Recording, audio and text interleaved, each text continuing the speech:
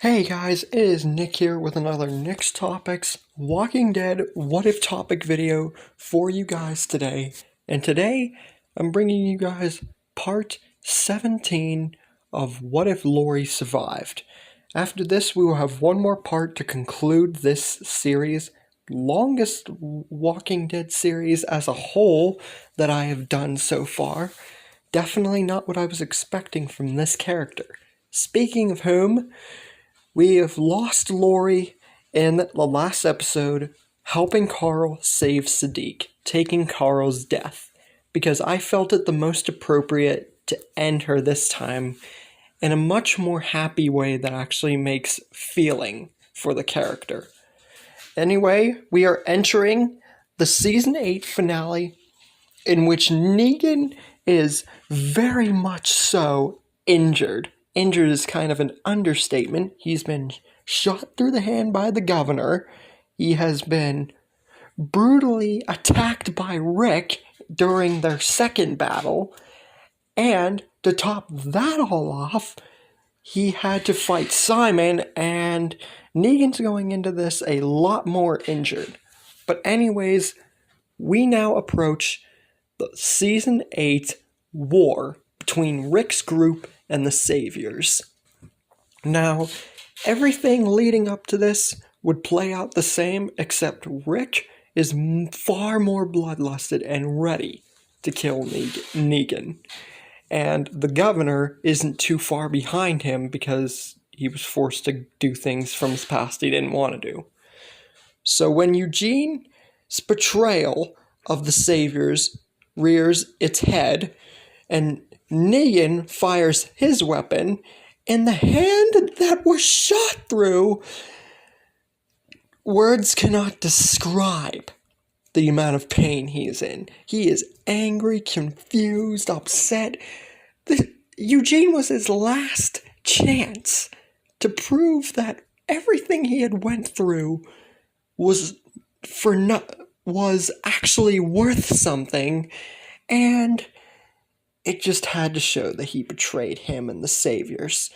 And Negan can't really do anything because he's in so much pain. But he doesn't have time to think this through to the fullest, because Rick, accompanied by the governor, go forth and attack him. And this is where they start just punching, kicking, shooting, stabbing, basically just torturing Negan, because they don't just want to kill him, the two of them, especially Rick. They want to make him suffer before he dies. The governor especially on the suffering, but Rick, because he just lost Lori, and Negan also knows this, tries to find one final way to plead his case, finally seeing the light a lot earlier on, but it's too late. And soon after, the Saviors are the next kind of threat to deal with, because after Negan's dead, what are they going to do with them?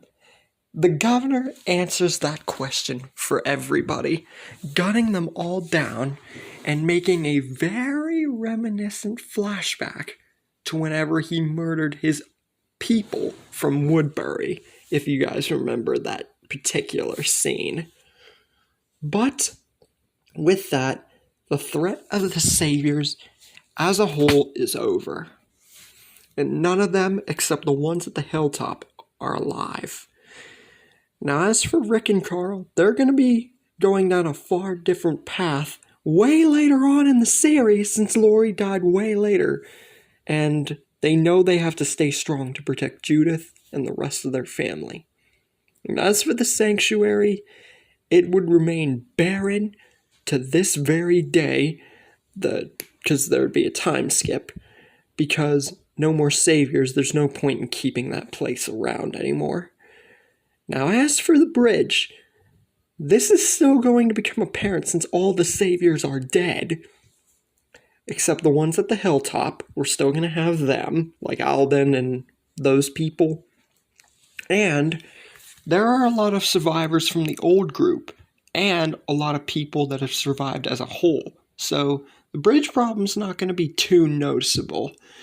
As for Carl and Enid, as of many in my stories, they're going to actually pursue a relationship. But it's kind of back and forth since Carl just lost his mom, like before Negan's death. So it's hard to keep that relationship balanced. Now, as for Ken, just a quick side note, since Gregory died way earlier on in season 8, that means that with how many people are in the group, they would be able to protect Ken, so Earl's not going to attack Maggie because Gregory kind of swayed that. As for the people on the bridge, it would go a lot smoother with, like I said, a lot of survivors from the old group and no Justin or any other saviors to muck it up, so to speak. So the Horde would be safely diverged and everything would be aces. Far too good to be true for some of you, I'm guessing, but it's just how I feel it would go, even without the saviors, because Justin's the main, reason that herd was a problem. Which also means that Aaron would keep both of his arms. So that's just another quick side note.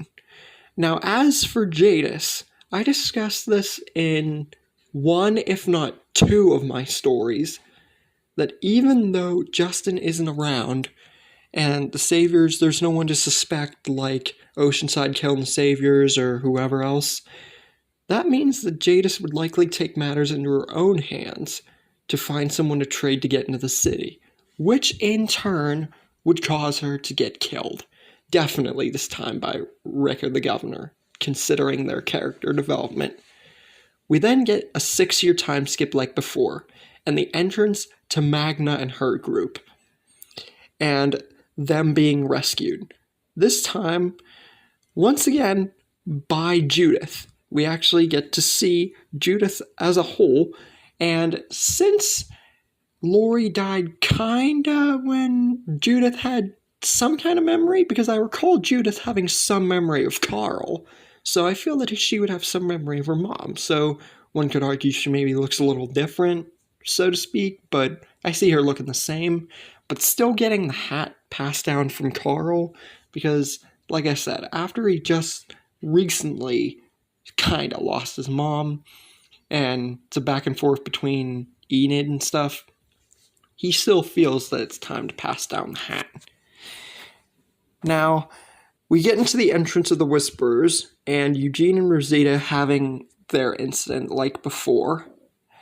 Henry and Carol coming from the kingdom, and many of the events I feel would play out the same, except with a lot more characters from before being alive still.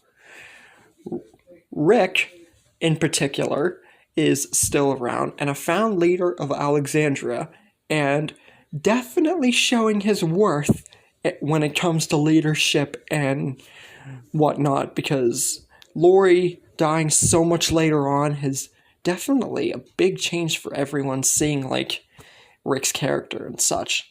And as for the Governor, him and Lily have actually had a few children in this time, and we actually see the Governor rocking a full-on beard and looking a little bit grayish in the hairs, and kind of resembling Rick in that regard, because the Governor's been around for a long time, along with everybody else. Now, as for the Hilltop, I feel that Maggie or someone would still be a high leader there, because Gregory, once again, died way earlier on. Now, as for Elijah and his friends, the people that Maggie met with whenever she left because Negan was still alive, I'm afraid that, I also discussed this, and I think What If Amy Survived, that they would likely die to the Reapers without Maggie being there. Soon enough, the threat of the Whisperers, little as it might seem, is slowly but surely becoming apparent, and I feel that Daryl would still take his stead in helping Jesus and Aaron find Eugene and Rosita. Sadly, when we get into the actual entrance of the Whisperers, Jesus is still the one to die fighting them. At that moment, Rick leads the stead, accompanied by Michonne and a few others, Michonne becoming even more apparent now, and leading the stead and helping everybody else get out of there. And by the time we get to the bridge sequence, Rick is there along with Daryl and possibly still Michonne, if not Tyrese also, because remember, they're alive. I feel that they would still get Lydia and put her in the cage, even though Rick's character development has changed so drastically like later in the show. So Lydia would still be captured. But here's where we end things. How will the threat of Alpha go this time around? Will it actually be really easy with the characters? Or will things turn dark for our group? And that's where we leave things for the moment. Now, I hope you guys have enjoyed this episode. Hope you guys have enjoyed What If Laurie Survived as a whole, and are really looking forward to the last episode coming up soon. Let me know your thoughts on the series. Like and subscribe if you enjoyed the video. Leave a comment, and I will see you guys on the last episode.